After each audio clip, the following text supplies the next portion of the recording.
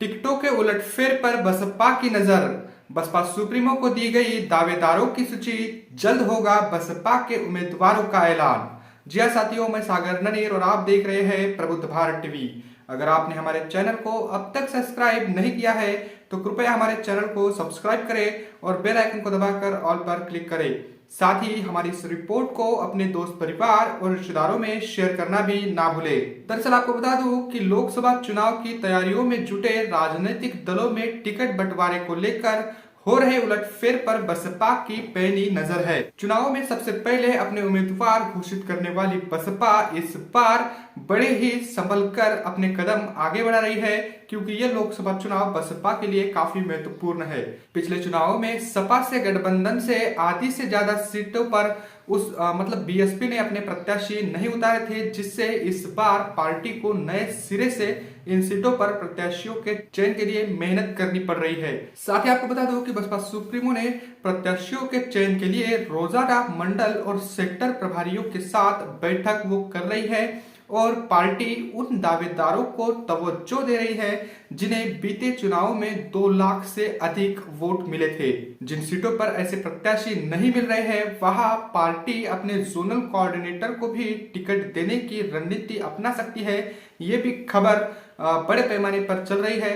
सूत्रों की माने तो बसपा सुप्रीमो को अब तक अधिकतर दावेदारों की सूची पार्टी पदाधिकारियों ने सौंप दी है, जिस पर मंथन चल रहा है। इन प्रत्याशियों के नाम पर अगले सप्ताह यानी हो सकता है कि इसी सप्ताह भी इनका ऐलान भी हो सकता है, ऐसी उम्मीद भी लग रही है। अगर 2019 के लोकसभा चुनाव की बात करें तो पिछली बार बसपा ने 22 मार्च को अपनी पहली सूची जारी की थी। पिछले लोकसभा चुनाव में सपा से गठबंधन के बाद बसपा ने 22 मार्च को अपनी यानी 22 मार्च 2019 को अपनी पहली सूची जारी की थी, जिसमें पश्चिमी उत्तर प्रदेश की 11 सीटों पर प्रत्याशियों के नाम इनकी नाम की घोषणा बसपा ने पिछली बार की थी। वही 5 प्रत्याशियों के नाम वाली सूची बसपा ने 9 अप्रैल 2019 को मतलब जारी की थी। बता दें कि पिछले चुनाव में बसपा 38 सीटों पर चुनाव लड़ी, सपा 37 और 3 सीटों पर रालोद ने अपने प्रत्याशी उतारे थे। गठबंधन का वो दौर था और इस दौर में बसपा ने यानी 2019 के गठबंधन में सपा बसपा का जो गठबंधन हुआ, उस गठबंधन में बसपा ने 10 सीटों पर अपनी जीत दर्ज कराई। लेकिन अब इस 2024 के चुनाव में समीकरण काफी कुछ बदल चुके हैं। बसपा के बिना जो गठबंधन इंडिया गठबंधन की बात हो रही है, ये बसपा के बगैर सक्सेस होता हुआ नहीं दिख रहा है और ऐसे में सपा कांग्रेस गठबंधन को लेकर फिर से सवाल उठने लगे हैं। दोनों दलों के लोगों का मानना है कि बिना बसपा के गठबंधन के लिए यूपी फतह करना आसान नहीं है। ये बात सपा भी जानती है और कांग्रेस भी जानती है। कांग्रेस के कुछ नेता सिर्फ 17 सीटें मिलने से संतुष्ट नहीं है।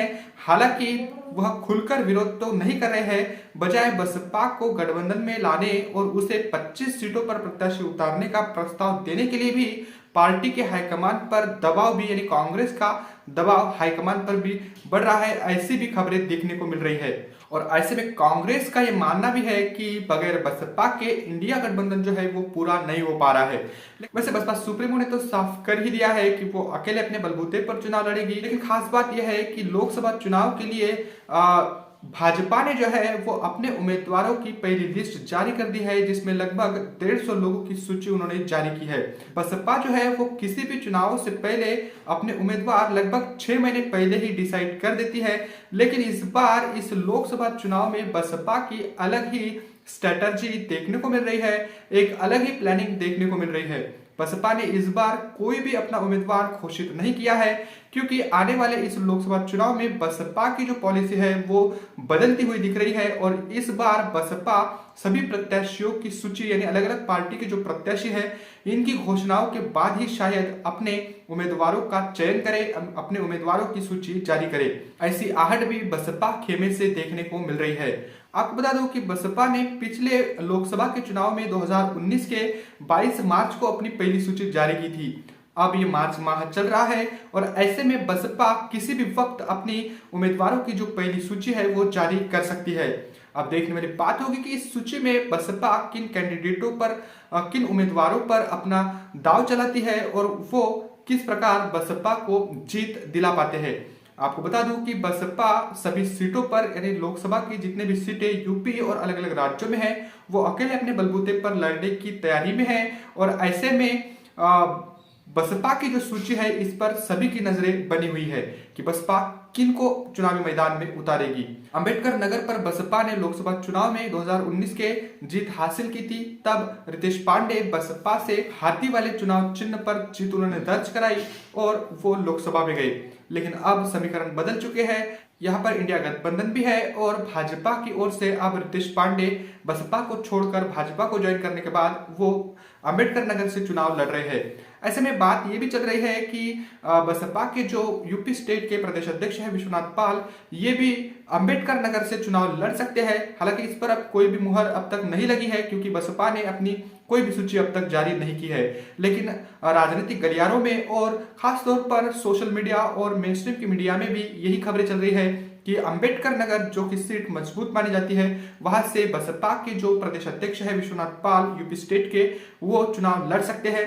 अब देखने वाली बात यह होगी कि बसपा की जब सूची जारी होगी तो पहले सूची में किन किन लोगों का नाम आएगा।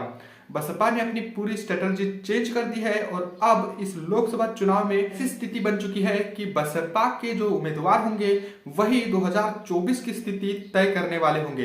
अब देखने वाली बात होगी कि बसपा कब सूची जारी करेगी और कब अपने उम्मीदवारों का ऐलान करेगी। वैसे बसपा की जो सूची 6 महीने पहले जारी हुआ करती थी वो बसपा की सूची अब जारी नहीं हुई है। अलग अलग पार्टी की उम्मीदवारों की लिस्ट भी सामने आना शुरू हो चुकी है, लेकिन बसपा खेमे में पूरी तरीके से मतलब शांति दिख रही है। इसको लेकर आप क्या सोचते हो और बसपा की जब सूची सामने आएगी तो क्या राजनीतिक परिवर्तन होगा, क्या समीकरण चेंज होंगे, इसको लेकर आप क्या सोचते हो कमेंट करके हमें जरूर बताइएगा। बने रहे प्रबुद्ध भारत टीवी के साथ, मिलते हैं अगली रिपोर्ट में। तब तक के लिए जय भीम, जय भारत।